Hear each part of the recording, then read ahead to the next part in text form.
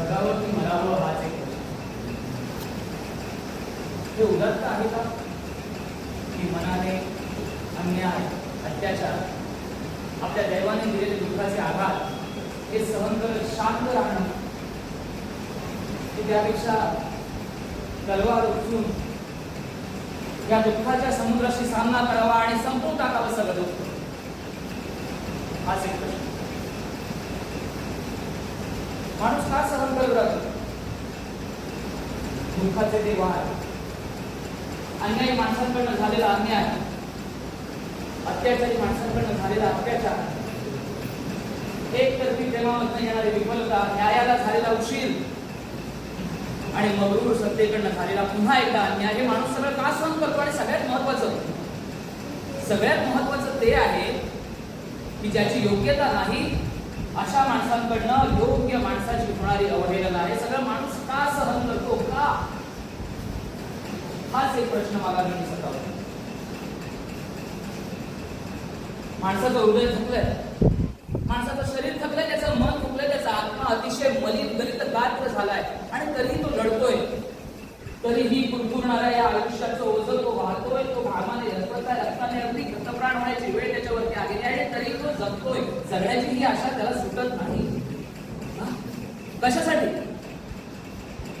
आणि असाच विचार करत करत करत करत हे मृत्यूच्या त्या एका टोकापर्यंत येतो आणि मला आठवतं हे माझ्या आजूबाजूला जे दुःख आहे ते मी संपू शकतो. कसं संपू शकतो? काय आहे माझ्या हातात? माझ्या हातामध्ये आहे मृत्यू. एकदा मी मृत्यूला कवटाळलं, त्या महान सत्याला कवटाळलं, हे सगळं संपून जाईल नाही का? पण मृत्यू म्हणजे तरी काय? मृत्यू म्हणजे काय?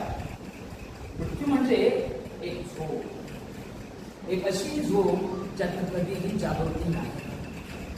मृत्यू म्हणजे झोपेचा एक असा अज्ञात प्रदेश जिथे अनेक स्वप्न आपली वाट बघतायत, अशी स्वप्न ज्याची आपण कधी कल्पनाही केलेली नव्हती.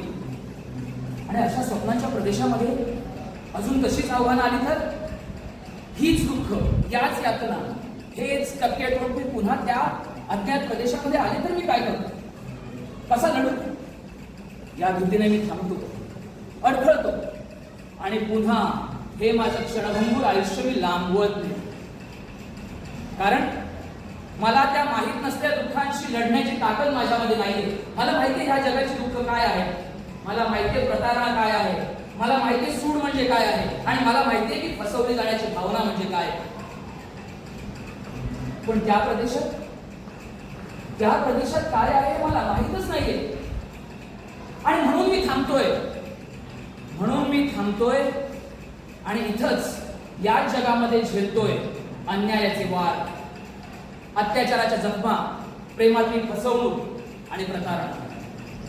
कारण ही दुःख मला आपली वाटतायत, ही दुःख मला आपली वाटतायत, मला त्याच्याबद्दल माहिती आहे. आणि म्हणून मी निर्धास्त आहे की या दुःखातनं पण मी बाहेर पडेल, कारण देव वरती बसलाय, तो मला यातनं बाहेर काढेल. पण मृत्यूनंतर काय होईल मला आजही माहिती नाहीये. आणि म्हणून मी इथं थांबतो, या ठिकाणी थांबतो, याच भूतलावरती मला राहायचंय, मला अमरत्व हवं आहे. कशासाठी?